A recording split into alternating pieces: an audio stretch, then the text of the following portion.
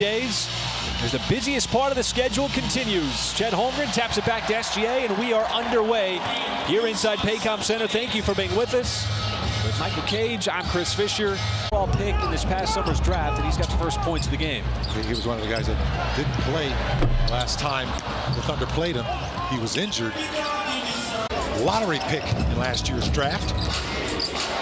Scoot Henderson did not play. As Henderson, there's a three, has not been shooting it well, just 30% of the season. Henderson has a lot of bounce.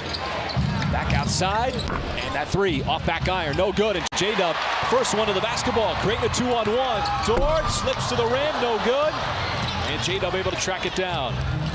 There's the cut by Holmgren, and Holmgren elevates and detonates at the rim. Who didn't want to box out. Just like that, the Thunder got a little bit of breathing room on that scoreboard. That's going to be another offensive foul. Telegraph the pass. Here comes Jeremy Grant. Camara in the corner. That three in and out, no good. And Giddey. He's always very methodical with his drives to the bucket. In the last seconds, he either calls his own name or he drops it over to a teammate. The versatility of Kenrich Williams on the reload moment for the Trailblazers. It's been a season of development. That time, Camara on the recovery. Even with those two threes, there was just not much protection at the rim at all. Yeah, when you talk about the points in that painted area, how about this? 9 field goals attempts in the first half, partner. 26 made in that painted area. So a lot of damage done there. About the energy for the Thunder and how important that's going to be tonight on that energy. Winning a lot of those 50-50 balls, hustle plays, rebounds. Warriors and that Chet Holmgren shot. Last night it was the Miami Heat. Taking down the defending Eastern Conference champions. Taking control of the game. Building out a healthy lead. Shea is having a healthy night. Another opportunity for a three-point play. Scoot off the bounce into the lane, leans to the cup. Nope. Wallace the other way. Jalen Williams, the extra pass. Williams reloads, no.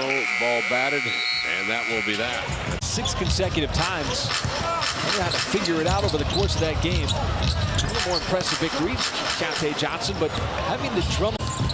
What does he agree? Does he think about that question?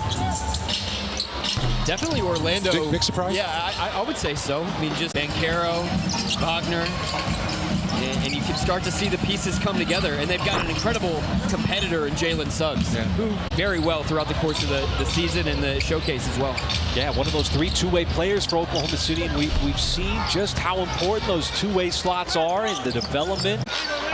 What was the most consecutive games that you played in, if you can remember? Only 2. They would only allow us to play 2. And, you know, you play 2, day off, play 2, you know, 4 games, 5 nights, that kind of thing. And I'll tell you something else, too. Sometimes, if the flight was full, the rookies had to wait for the next flight. What if the potential flight... Norm Nixon, Cedric Maxwell, who's the color analyst for radio for the Boston Celtics. I mean, it's just call him cornbread. Almost impossible trying to comprehend. And then Utah and Minnesota is like the cold cities, Washington and New York. No, it don't work that way. No? You gotta. Going to take down the Portland Trailblazers for the 2nd time this year.